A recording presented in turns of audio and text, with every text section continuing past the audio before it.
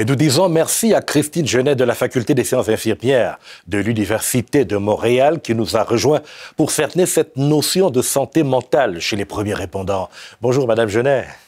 Bonjour à vous. Alors vous avez travaillé sur cette question, mais on apprend qu'en 2023, quelques 200 intervenants ont saisi la Commission des accidents du travail du Manitoba pour obtenir des compensations pour des problèmes psychologiques. Pourquoi est-il important de prendre cet aspect en considération chez les premiers répondants? Chez les premiers répondants, c'est particulièrement important de s'intéresser à ce défi-là de la santé mentale parce que c'est une population qui est particulièrement vulnérable. C'est une population qui est exposée à répétition à des événements qui pourraient être potentiellement traumatiques pour certains. Ils vivent dans un état plus constant de stress aussi de par leur travail, de par ce à quoi ils sont appelés sur quoi ils sont appelés d'intervenir. Donc, c'est vraiment une population là et de plus en plus, on essaye d'en parler, de les sensibiliser à l'importance d'aller chercher de l'aide. Donc, c'est peut-être pour ça aussi que les démarches se font davantage sentir là, au niveau de la reconnaissance de leurs blessures opérationnelles. Donc, c'est peut-être ça aussi qui vient jouer. Avec ce dernier incident, des pompiers lancent un appel pour une meilleure offre de services de santé mentale.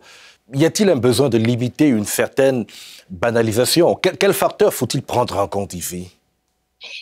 C'est quelque chose que on entend souvent, ce besoin-là d'avoir une offre de service qui est aussi spécialisée à cette population-là. Il y a de l'offre de service dans la population générale, il y en a des ressources en santé mentale, mais ces intervenants-là, ce qu'il faut garder en tête aussi, c'est que souvent ces intervenants-là, ils vont diriger la population vers ces ressources-là. Quand il semble que la population est en détresse, fait qu'eux, d'aller consulter ces mêmes ressources-là, ça peut être un peu plus difficile. Et ça prend des intervenants aussi qui sont formés à la réalité des intervenants d'urgence. Donc, ils sont très sensibles au fait de ne pas vouloir traumatiser le psychologue, le psychothérapeute avec qui ils vont faire affaire. Fait que cette importance-là là, d'avoir ces services-là et aussi pour certains que ça soit fait de façon régulière, qu'il y ait un suivi qui est statutaire un peu dans leur procédure de travail. Comme ça, ben c'est pas stigmatisant d'aller consulter parce que ça fait partie de l'emploi que d'aller chercher de l'aide à certains moments. Donc, ça enlève cette stigmatisation-là et c'est une des barrières importantes à la recherche d'aide chez cette population-là de travailleurs. La stigmatisation, qu'est-ce que les autres vont penser? Donc, ça peut être important là, de briser cette barrière-là en rendant ça un peu obligatoire, mandataire là, d'aller faire ces consultations-là.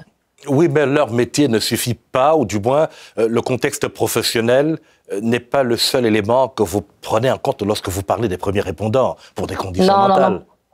Non, quand il y a des enjeux de santé mentale chez les gens, c'est jamais unifactoriel. Il y a toujours plusieurs facteurs qui viennent s'ajouter. Donc oui, il y a le milieu de travail, il y a le contexte d'exposition à des événements traumatiques, mais il y a aussi la culture organisationnelle qui peut venir jouer. La culture du travail aussi, quand on est un premier répondant, généralement, c'est beaucoup plus masculin. Donc, les hommes ont tendance à vouloir plus prendre soin d'eux-mêmes et pas aller chercher de l'aide à l'extérieur. Donc ça vient s'ajouter. Ces gens-là vivent pas dans des vases clos, ils vivent dans une famille, il peut y avoir des conflits familiaux, ils vivent dans une société aussi.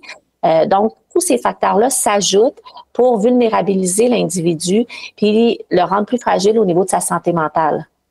Alors finalement, c'est une forte conscience professionnelle qui va porter le sens du devoir, un peu, qui va prendre le pas carrément sur tous les risques. Est-ce que ça ne pose pas un problème de ressources finalement, ou bien de stigmatisation, de tabou dans la société? C'est des gens qui se perçoivent eux-mêmes comme davantage, pas sauveurs, parce qu'ils se pensent pas nécessairement comme sauveurs, mais ils sont là pour aider les autres.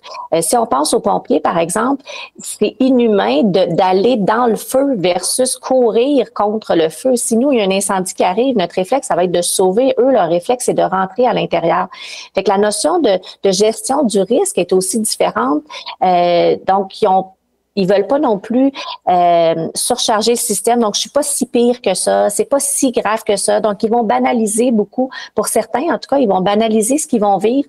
Donc, c'est là l'importance aussi de ce dépistage entre collègues, même cet effet-là d'être soucieux les uns des autres, de quand on voit que notre collègue va peut-être moins bien, de pas hésiter à ouvrir la discussion, de lui demander comment ça va, puis de le référer vers des ressources d'aide pour essayer justement d'avoir ce discours-là de on peut mettre le genou à terre, on peut avoir besoin d'aide, puis c'est correct de le faire. Mais en 30 secondes, Madame, oui. Y aurait-il d'autres pistes de solutions d'ordre officiel, en dehors des milieux internes, milieux professionnels?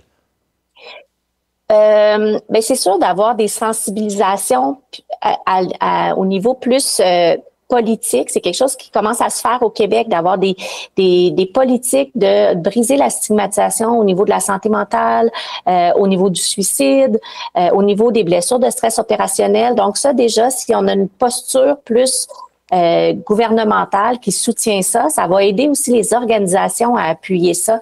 Puis au final, ça va aider les travailleurs. Et c'est un engagement qui a déjà été pris. Christine Genet, c'est très édifiant de vous entendre là-dessus. Merci beaucoup.